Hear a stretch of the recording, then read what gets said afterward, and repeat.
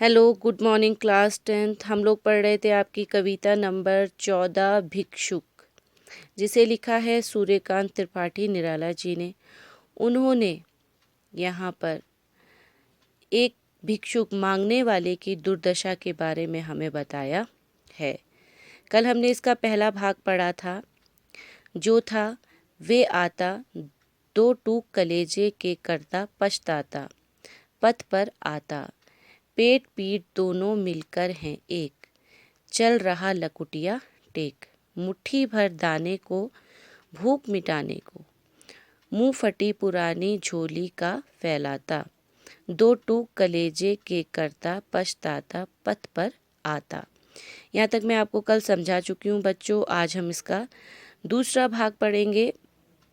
तो देखिए, दूसरे भाग में निराला जी कहते हैं भिक्षुक के बारे में, साथ दो बच्चे भी हैं सदा हाथ फैलाए, बाएं से वे मिलते हुए पेट को चलते, और दाहिना दया दृष्टि पाने की ओर बढ़ाए, भूख से सूख होठ जब जाते, दाता भाग्य विधाता से क्या पाते, घूंट आंसुओं के पीकर रह जाते, चाट रहे जूठे पत्तल वे कभी सड़क पर खड़े हुए, और झपट लेने को उनसे कुत्ते भी हैं अड़े हुए। देखो बच्चों, निराला जी बताते हैं एक भिक्षुक के बारे में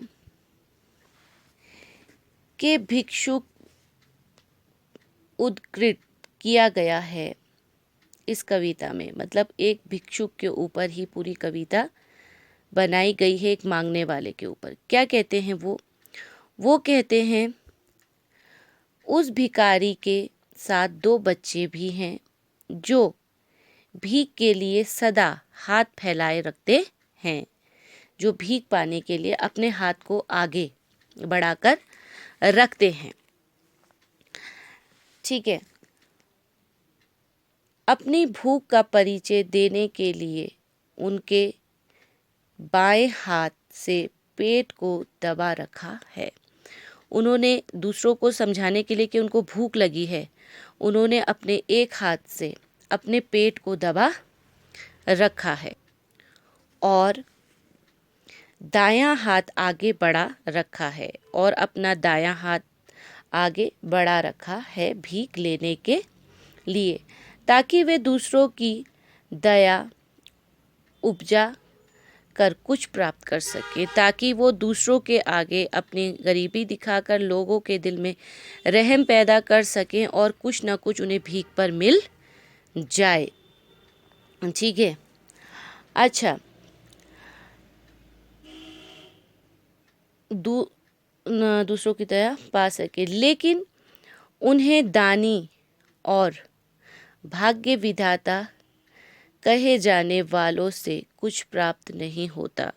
लेकिन जो रास्ते पे आते जाते लोग हैं, जो मतलब उनकी मदद कर सकते हैं, पूर्ण रूप से उनकी मदद कर सकते हैं, उन्हें कुछ दे सकते हैं, लेकिन वो लोग ऐसा करते नहीं हैं, जिसको वो दानी विधाता कहकर पुकारते हैं कि कुछ दे दीजिए, लेकिन वो उनकी मदद नहीं करते हैं।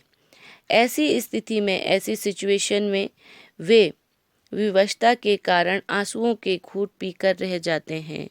वो रो कर ही अपनी भूख को और उन आंसुओं को पीकर अपनी भूख मिटा देते हैं। भिक्षुक मांग रहा है, लेकिन उसे कुछ प्राप्त नहीं हो रहा है। निराला जी कहते हैं, भिखारी की विवशता का चित्र अंकित करते हैं। भिखारी की जो मजबूरी है उसको दिखाना चाह रहे हैं इस कविता के माध्यम से। भिखारी के बच्चे भूख से व्याकुल हैं, भूख से बहुत बुरी हालत उनकी हो रही है।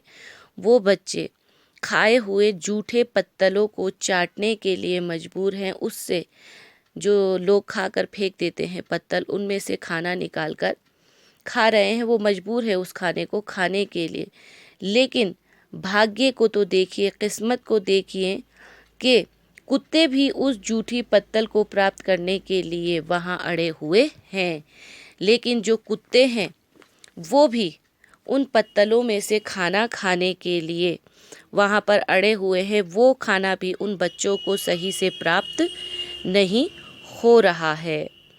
तो सूर्यकांत त्रिपाठी जी की जो ये कविता थी भिक्षुक, आज हमें ख़त्म हो गई। बच्चों, इसको घर पे आप लोग 2-3 बार रीड कीजिए, इसको पढ़िए, ठीक है ना। आज आप लोग यही करेंगे और अपना काम कंप्लीट करके संडे तक कॉपी भेज देंगे। तब तक के लिए खुदा हाफिज़।